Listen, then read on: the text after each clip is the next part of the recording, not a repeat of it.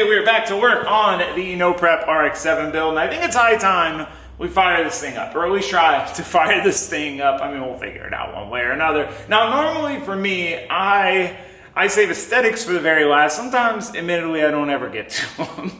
But, you know, as long as it's functionally, aesthetically good, you know, but I'm talking paint and body. Number two, though, probably on that list, is firing something up. Normally, I'm like, why am I going to try to fire it up if I'm not at least almost ready to drive it? But that being said, I'm itching to fire this thing up. I think we could all use the motivation of hearing this thing roar to life, and we're not too far off from doing that. Now, realistically, there's three things that we're going to need in order to fire this thing up, or at least try to. Keep putting that caveat in there. Number one is the fuel system, which mostly pretty easy, pretty simple, but we are going to need to build our own custom tank. That's probably going to be the hardest part, but even that shouldn't be too bad, I don't think. I think we can get churned through that pretty quick. Now, number two is just plumbing our oil system. We have the main components there. We just need to hook it all up to make sure we got oil flowing through the motor if we're going to try to start it. That's important. We need that, but pretty straightforward. Just making a few lines. Not too bad at all there. And really the last thing that we're going to need is to install our electronics, at least, you know, mainly the ECU, right, to run the engine, which piece of cake. I mean, we got the ECU, we got a pre-made harness. We'll do some temp chassis wiring just to get everything fired up and test everything before we do our nice PDM wiring. But basically, that's realistically the easiest part of all of this. That's cake. Most of this is pretty easy, pretty quick. Honestly, the hardest part is probably the fuel tank. So as long as we can get through that pretty quickly, which I think we can, we got kind of all the tools and things that we need to be able to do that quick, but in a way that I'm happy with. The rest should go together pretty easy, and we should be able to hear this thing roar to life. Like I said, hopefully, try to. But realistically, I'm a dog with a bone. I'm not going to give up until I get this thing fired up. And it'll give us some much needed motivation for when we are into the nitty gritty details of all the odds and ends. You know what I'm saying? That's my plan. I'm sticking to it, I think. Anyway, nothing left to it but to do it. Let's get to it. All right, real quick before we get too deep into the thick of it, because this is one, we got a lot to do, and I'm not going to want to stop once we get started. I want to talk to you about today's video sponsor, Brunt Workwear. Now, it's funny to me to look back to a time where wearing boots, for me, was like eating your veggies, you know, as a kid. Like, I had to force myself to try to wear boots, and it was just a struggle. But I kept tearing up tennis shoes, tearing up my feet, working here in the shop. I needed something to protect my feet, but all the boots I had tried, I didn't like. And I came across Brunt's, and if you've watched the videos for any length of time, you know I've become a bit of a fan. I have several pairs. This is my newest pair. I haven't worn them yet, actually, because they're so nice. I don't want to ruin them. But these are my dailies. These are the Oman slip-ons with a comp toe. And these are like the perfect Goldilocks boot for me because they're super comfortable. They have this ridiculously thick cushioned insole. I got plenty of room for my feet. I got foot protection, but they're easy to pop on and off when I'm going in and out of the house. About the only time I don't wear boots now is if I'm driving a race car or flying a plane. That is about it. And yeah, I could go on and on. I really could, but I'm trying to keep this short because we got a lot to cover. So yeah, if you are interested in getting a pair of Brunt boots for yourself, which I would highly recommend, if you have any interest in boots, skip all the nonsense I went through of buying a bunch of different types of boots that you never wear anymore. Skip straight to Brunt's. Go to bruntworkwear.com and use my code TaylorRay10 to get $10 off your first order over $60. So it's a great deal. So you can get yourself a pair of boots, and you'll see what the fuss is about and why I got a bunch of pairs, and it's about all I wear. So that being said, thanks to Brunt for sponsoring this video and many videos actually at this point. We gotta get to it. Let's do it. Let's do it. Get to it. You know what I'm saying.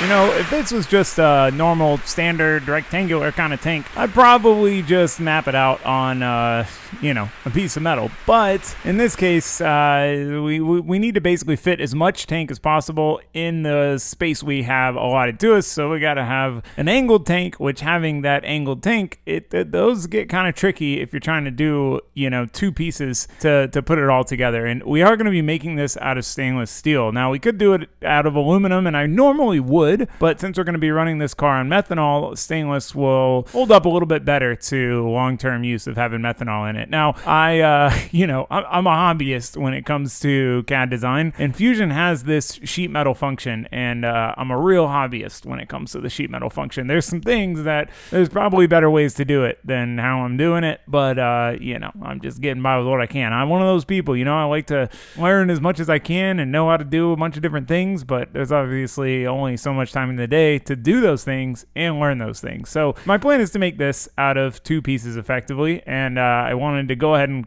set up a file without doing this, but I also bought this fuel cap kit, and ideally, instead of having to map this out by hand and drill all these holes, we got to plasma cut it anyway. We can plasma cut the holes right into it. So I had to make a couple modifications to try to figure out the exact hole spacing.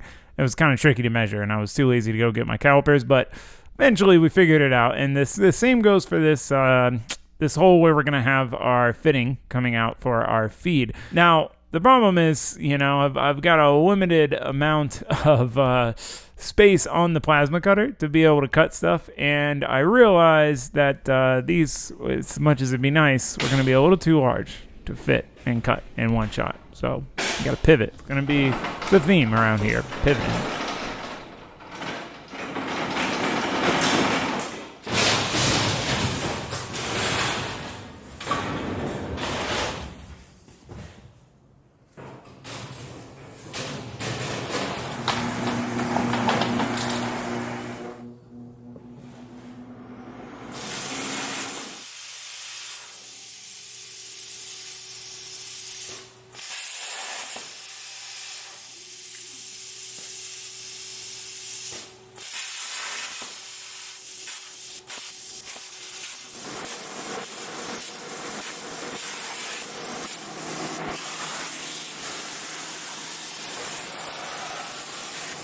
So I haven't ever plasma cut stainless before, anything like this, besides like some exhaust tubing, hand plasma cutting it, and it did not cut great. I adjusted the amperage all the way through. I've got my settings dialed. I have these little saved coupons basically of all the different materials, but stainless I don't have, and I wanted to leave the plastic backing on, so I did, so that way we don't mar it up while we're making it. But I don't know if that made it not want to cut good, but I really had to fight to get these pieces out, and this is my least favorite thing about plasma cutting stuff. There's, when it comes to fabrication, I've said many times, you think you just need a welder, but the welder's honestly the smallest part of all of this. It's the cutting, the grinding, the shaping, the bending, and when it comes to cutting, there's pros and cons to every which way you do it. The plasma cutter is fast and accurate, and we can do complex shapes, but there's a lot of cleanup. But stainless is one of those things, man. There is no great way to do it. However, I realized that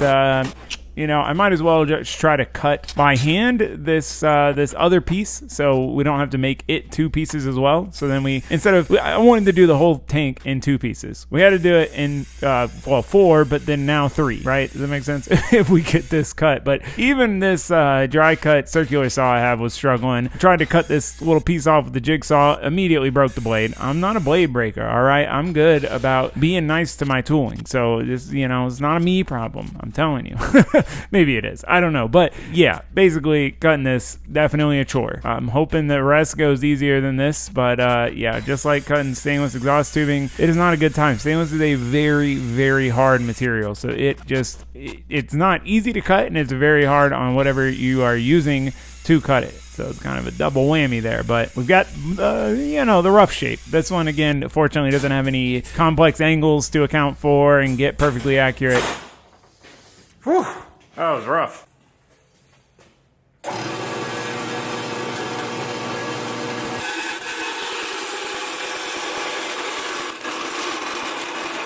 As I said, a lot of cutting tools. Took 2 different cutting tools, well, 3 kind of, to get through this. And even with using those, which you'll leave less mess, it's still pretty messy to clean up. Luckily, the belt grinder with this Scotch-Brite is the best thing for cleaning these edges. Sometimes it can be a little tedious, but yeah. Now, before we start getting ready to assemble this thing, a kind of last call for cleaning up these holes and the messiness from the plasma cutter. So I went ahead and deburred all these holes. You got to use kind of a countersink, but you get the idea. Now, real moment of truth, bending it. This can make or break it. It's a metal break. Get it? Make or break? Yeah, that was pretty good.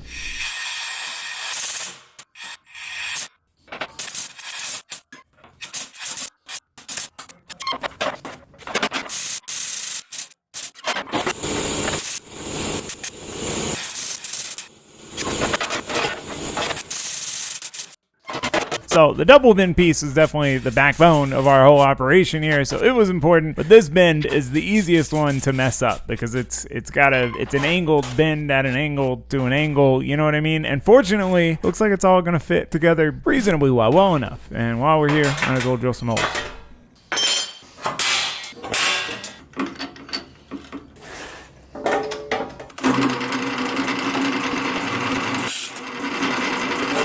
Now, I normally wouldn't drill or plot out fittings until after everything was in there, but it's going to be a lot easier to drill these holes now and then inevitably weld these fittings on now than it is going to be to do it after this tank is complete, not to mention getting all the shrapnel out of it. So we're just going to kind of take a chance on these fitting locations. The one I'm the most worried about is the back one, the feed out. I just kind of took a swing, took a gamble on that, and I'm hoping it works. So we're going to leave as much of this surface protecting layer on as we can while we weld this up. You know, it should be heat resistant enough. Unfortunately, the better side of this piece was on the non-finished side, so anyway, we had to do the worst side out, which kind of screws up the whole plan, but it's okay. Now, it was admittedly pretty tricky to fixture this thing and try to hold it all in place. You know, it's with thin material like this, it moves around a lot. It's wavy.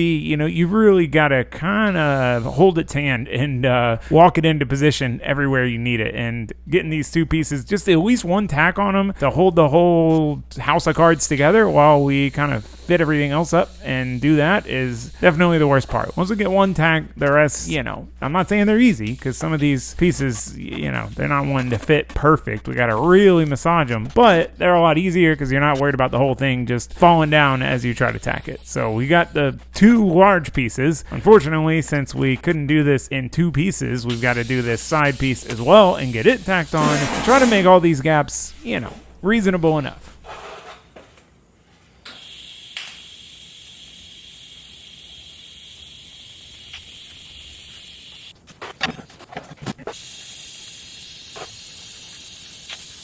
Now, if I wasn't a hobbyist just building my own junk, you know, I probably would have spent some time on some test pieces. You know, I've never welded a stainless box like this. It's weird to be back purging a box that I'm welding. You know, I've only ever back purged stainless exhaust tubing. And, you know, it's definitely important in stainless exhaust because, you know, it helps with flow and whatever. If you don't back purge with stainless, you get this oxidation, this sugaring on the backside. But it's arguably more important in this scenario, which is why I decided to rig it up and set it up to do it, because, you know, we don't want those pieces and chunks of crystallization and sugaring on the backside to then break off in the tank and, you know, go up in the fuel system. So pretty important, but definitely a little bit of time and process to it. I also realized after the first weld that with these longer welds, you know, we should probably use some pulsing. And this being stainless, you know, it's important to not overheat it. And so normally you would practice on some practice pieces, you know, get the pulse settings dialed in, but we're winging it. I haven't pulsed in a long time. I used to use it all the time thinking that it was going to make my welds better, and then at some point I realized that wasn't the case. You know, it's just a tool. You got to use it right, and I just stopped using it. And I haven't used it very much. If anything, I pulsed with my foot. But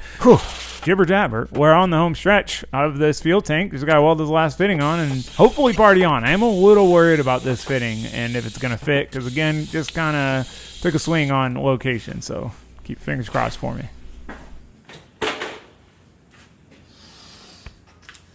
I'm not normally a tape it up and protect it kind of guy, you know, because it's going to get scratched up and dented and dinged anyway, but it was pretty satisfying to peel the tape off and have a fresh non-scratch surface on 2/3 of it, because, you know, that whole debacle with the foot. But honestly, came out pretty nice. Pretty dang satisfied with it. Is it a showpiece? Nah, definitely not. But we're a big old tank and it's stainless and all that. These Detrox fittings welded on nice. The hole turned out nice for the fuel cap, which hopefully all that lines up. Pretty pleased. Pretty pleased. Can't complain. I gotta say, dude, I'm really pumped on this thing. Like, this came out way better than I definitely thought it did. You know, I mean, I set my expectations low. I've never done a stainless sheet metal. I don't know if you want to call it sheet metal. It's kind of in between, but you know, all things considered, this thing came out way better than I could have hoped, to be honest with you, because, I don't know, I've just never had the best luck with the thinner materials. They always get super warpy and just end up looking all kinds of crazy. Not that this thing perfect, but you know, honestly, it came out better than I could have even hoped. I don't think I've ever done a stainless, you know, sheet metal plate project like this, as far as I can remember. Correct me if I'm wrong, but I don't think so. I think this is my first one. It was a pretty large one, and that was definitely the worst part of all of this, was just cutting the dang materials. Like, the plasma cutter left a mess on it, but man, cutting stainless is just brutal on anything. Any cutting tool, stainless sucks to cut. And yeah, so that part honestly took the most amount of time, but getting it together, Sanjing the fit up. And we got a dang tank. And I got to say too, I calculated based on the measurements how much capacity this would have. And I thought that the result, like the math was wrong. Cause it said it would have like over 6 gallons. And I didn't think that was going to be right, but seeing it in person, you know, together, I think so. It isn't thin. I want to clarify. It's not a thin sheet metal. This thing's pretty heavy. But that's the downside to aluminum. The upside is because we're going to be running methanol, this won't deteriorate like aluminum. This thing, I'm not in love with this, but I did luckily do right on the measuring, and I got my holes perfectly lined up for it. So, but we got to make sure it fits. That's the biggest thing here. But we got it done, man. I'm very pleased with that, especially because I couldn't cut it the way I wanted to. Yeah, okay, jibber jabber. Basically, you know, well, we got to see if it still fits. I mean, I did measure it a few times, fabricate once. Something like that. But, you know, you never know. I've definitely stepped on my own toes before.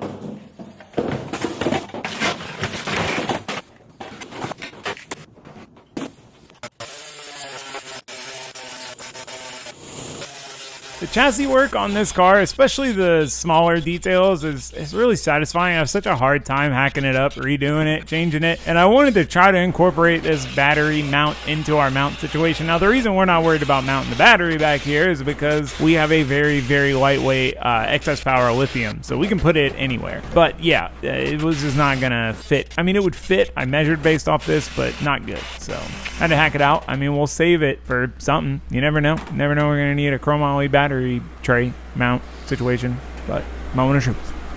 Moment of truth.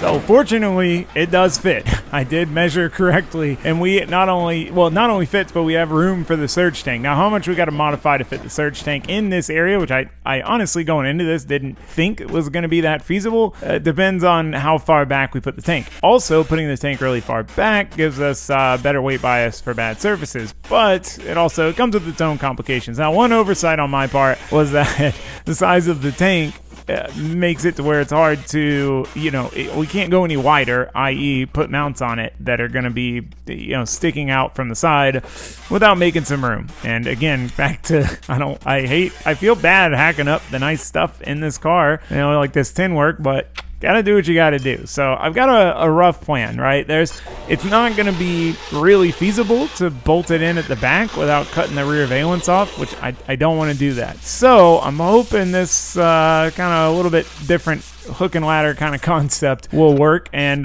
make it secure enough, but also really easy to bolt and unbolt. Now, granted, it being a fuel tank, it's not something, knock on wood, that we should have to remove often, but you know, that's one of my biggest things when it comes to building cars, is especially race cars, is making them as serviceable as possible. So got the back mount situation mostly figured out. I mean, assuming it works. Now we got to deal with this front mount situation, and there's not a lot of room. Like I said, we had to modify that tin work, and just overall, there's just not a lot of space. So we're kind of working in fine margins here to try to make some sort of bolt-on situation, and we're also going, you know, from stainless to regular steel. So it's, you know, it's a little. We got to use our imagination here and see if we can come up with something that works.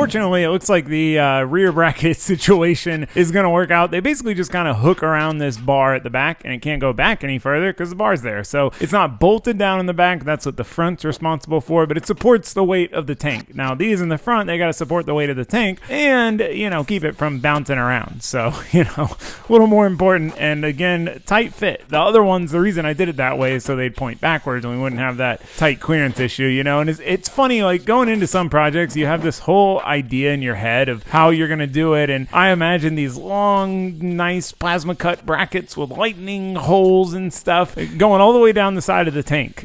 And obviously that is not going to work because of the opening. So these simple little bent brackets, it is. Not to mention, plasma cut and stainless turns out not the best process, not the most enjoyable thing to do. So, these are thick though. These are 1/8 inch flat bar. They're not the same 16 gauge that we built the tank out of. I think it's 16, might be 14. It's been a while. Bought this material a long time ago. They're heavy duty is my point. They are heavy duty. They ain't going nowhere. Well, we can't say that yet. We got to get them in and test it. But we got them welded, and it's it's just an interesting project to do this kind of work with stainless. I've done a lot of this with aluminum or steel, but to see these colors and kind of do the stainless welding process on something like this is kind of, I don't know, different, but it's also cool. Looks nice ish. Okay, it looks okay.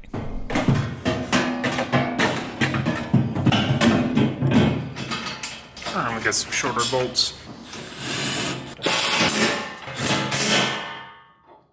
I ain't going nowhere. Perfect. All right, now we got to get the search tank in here.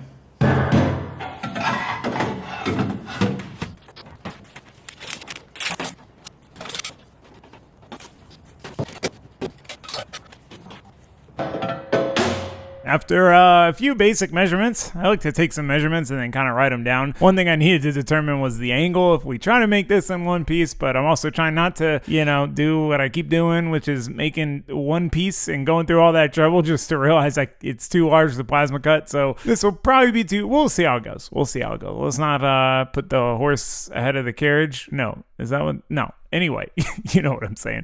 We basically just got to make a drop-down mount support for the surge tank. Now, I was expecting to have to cut out that inner tin work and drop the surge tank down, which then was going to kind of, it shouldn't interfere with the axle or the shocks, but it was going to be possible, right?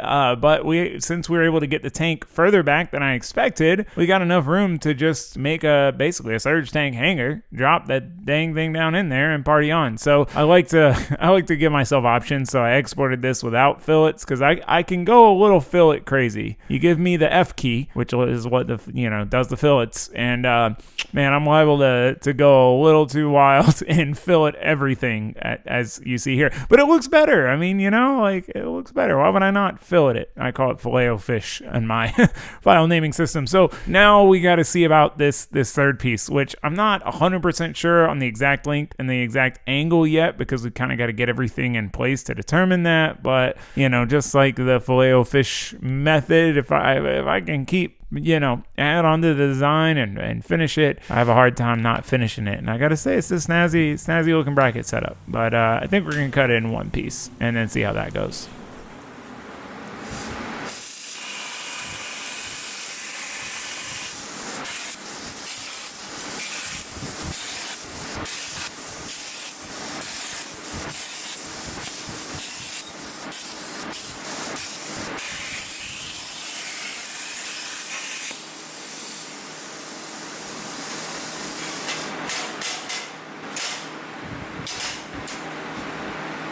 A lot better than six.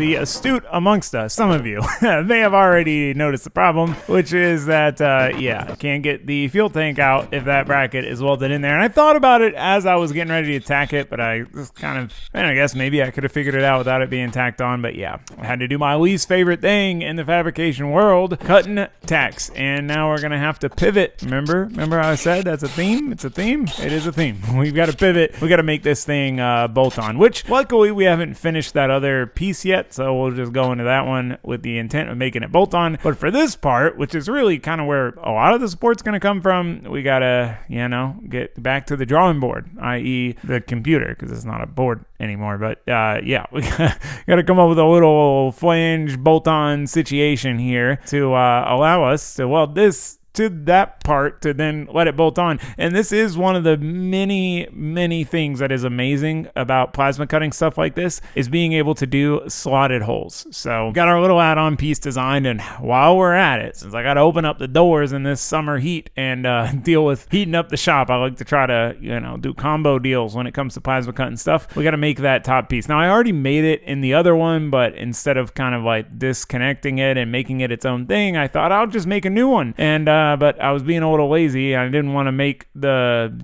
you know, bracket situation, and yeah, I wasn't really in love with the way the squares looked, and then I was trying to add some more lightning holes, and I don't know, I think I kind of made it worse, but we're just gonna cut it. It's good enough. You're not even gonna see it, you know. I hope it all work out that later.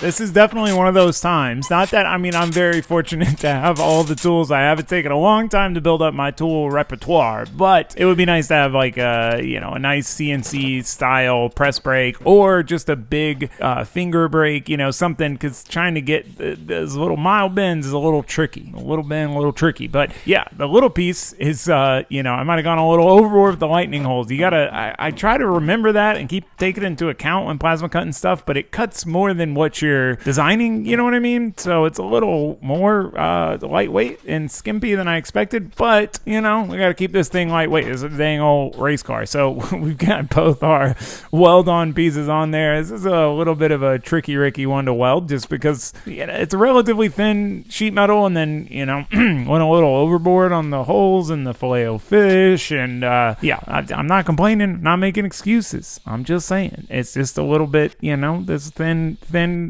pieces, and it's a very kind of wonky shape, but we're getting there. We're getting it welded. It's a little bit of a quick and dirty weld style, but look at that. We got a dang surge tank bright. I really hate the way that back piece looks. Why did I not redo that? Okay, we're moving on. I'm not going to dwell on it. It's fine. You're not even going to see it. Remember, I said that. We said this. So we got our final two riv nuts in. We got a little vacuum in all the new dust. It's the worst. When you vacuum, you think you're done, and then you got to cut or grind something else. But now it's time to see if it all goes together, basically. Got all our riv nuts, all our threaded stuff, mounts, brackets. We've got to bolt it all together. I even used M5 riv nuts and M5 bolts, which is not my norm. I normally do M6 on everything, but just to minimize the hole size in the tube. What do you think?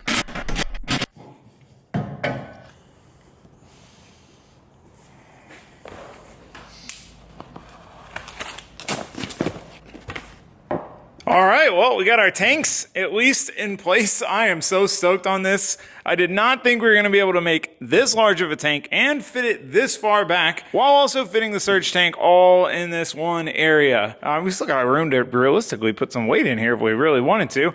Yeah, you can see I went ahead and kind of mocked up the filter and the pump there. Those are going to feed the surge tank. The surge tank's going to feed the engine and then also return to the tank, blah, blah, blah. Yeah, plan on running two lines all the way up and then splitting those, like, you know, one to each rail, and then a filter for each, which would be ideal.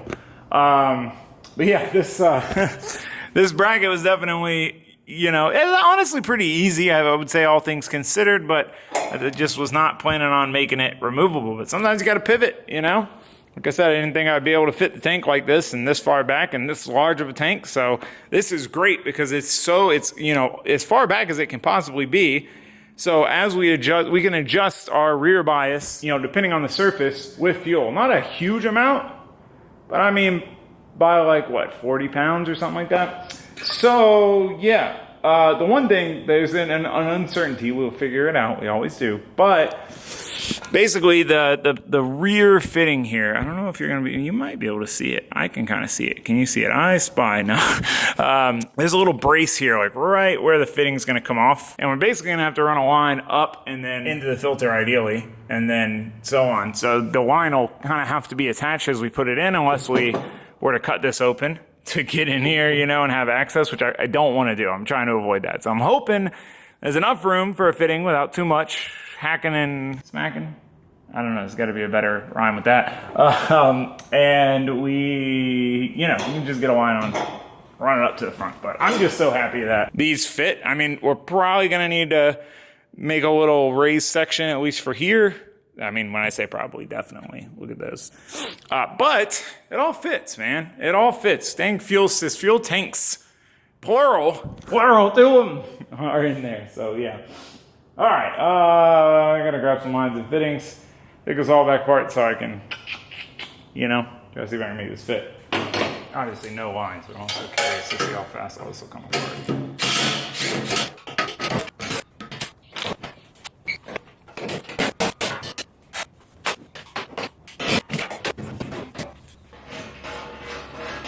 Yeah, it's looking pretty unlikely, I'll say, as I kind of thought.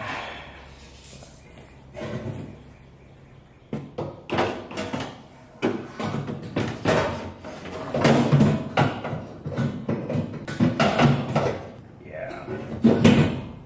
Even if I notch this brace here, we're not going to have enough room to do it like that. This right here is a great example of why car builds sometimes take a lot longer than you think. I looked at this every which way from Sunday, and I could only come up with one viable solution to solve this problem, and that is to cut up my freshly built tank and basically modify it so that the fitting isn't pointing straight back. Now, you know, in hindsight, I probably should have thought about this at the time. I thought there'd be enough room, but you know, you never know until you put stuff together and see it in person, how much room you're gonna need, and you know how much room a fitting, like a 90-degree fitting, takes up. So yeah, the downside is I don't have any more of these 10AN weld-ons, so basically we had to scavenge the one that was there, but also cut it off anyway. If not, I might have left it as, you know, I don't know, just to have it, but yeah, we need that fitting. So basically what I'm gonna do is make a little sump that, one, will collect the fuel, but B, two, will, you know, basically get that fitting pointed in the right direction, which will drastically simplify our life, fitting and space-wise and all of these things. And now, obviously, this isn't ideal to have to do this, but I wouldn't take it back because getting that tank so far back is really important for the type of racing we want to do. Backside no prep, we need as much rear bias as possible. So it was worth it, you know, and I mean, I wouldn't necessarily say it was worth a shot keeping the fitting straight instead of, you know, doing what we're trying to make here in the first place, but you know, it was, I'm glad we got the tank that far back. That's all I'm trying to say. No regrets. Now let's see if this plan actually works or not.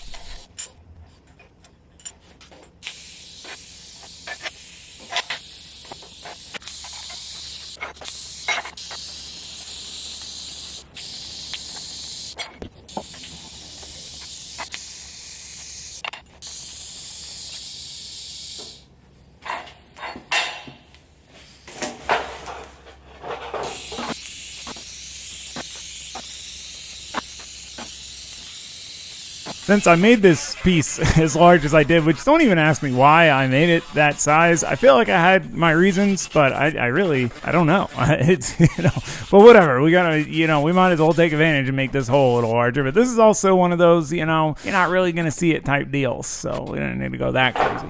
Shit.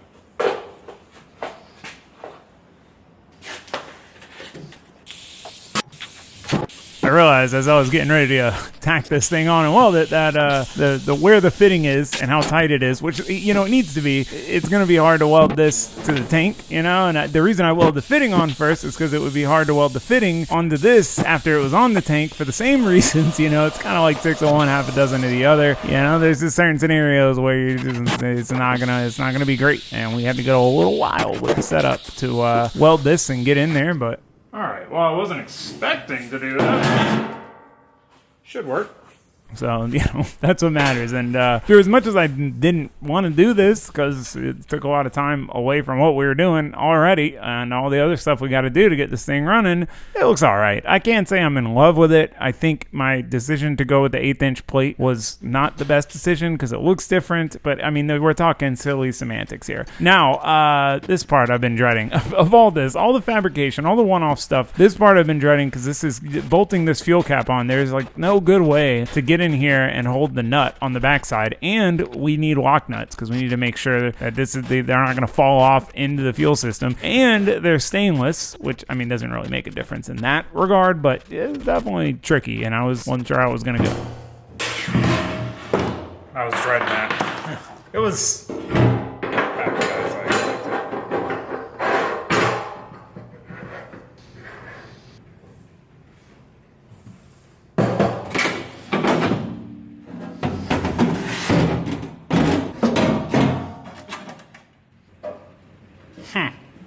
I have to trim that a little bit.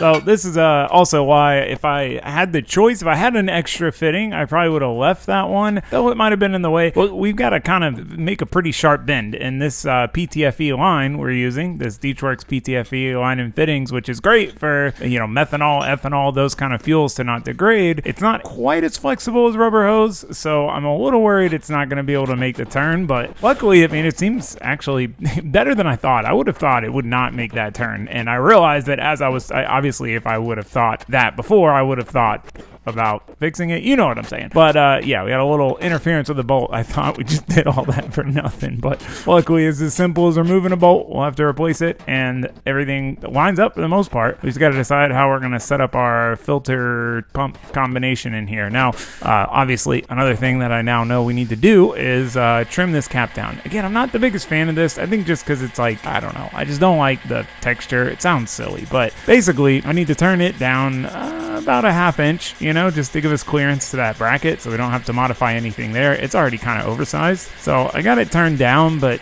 you know, it's not looking the snazziest. So I messed around with a little program that I haven't tried before to make basically like a radius, like round the edge, like an old school kind of fuel cap. And it actually is coming out pretty nice. I had to do a little bit of manual cleanup, but otherwise it's pretty satisfying. Quick and dirty little fix. Cool. I try to do the exact same amount even once it's already loose.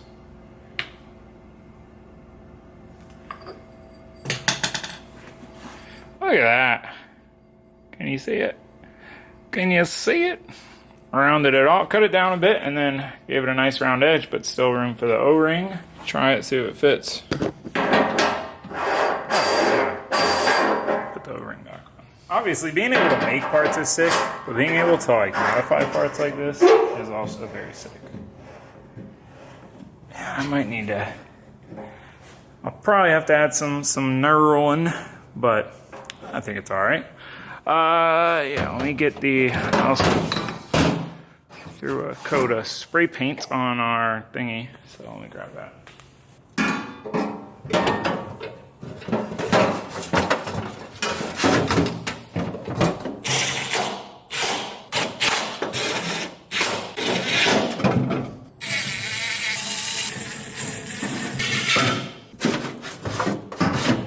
Yeah, so we're either gonna have to like stack the pump on, well, hold on, you can't see anything, can you? Basically, I've got the inline pump in here, I've got my filter housing. I did end up making this line a little long because I was worried it would, you know, maybe need to kind of go up and then back down, but luckily it's compact enough to fit next to the tank. I mean, it's a tight squeeze, but it fits. It fits, it ships, all that fits, with the exception of this one bolt, which we just put a shorter bolt in, no problem there. But yeah, basically we got to go into this filter, and then kind of, you know, the shortest little dunk right into the pump, and then from the pump into the surge tank. That is kind of our slight dilemma right now. It's hard to, you know, make a line that short. So I figured out some fittings that should work, but we have all the main puzzle pieces in play, you know, and this is so exciting to me because this is like, I can't tell you how long I chewed on this project trying to decide fuel tank. I thought about putting it in the front, a mechanical pump or electric pump, and if it goes in the back, ideally you need a cable drive to the back, to the pump, to the back, or risk hoping that it feeds the front under the G-force by having a fitting it there. There were so many question marks. Luckily,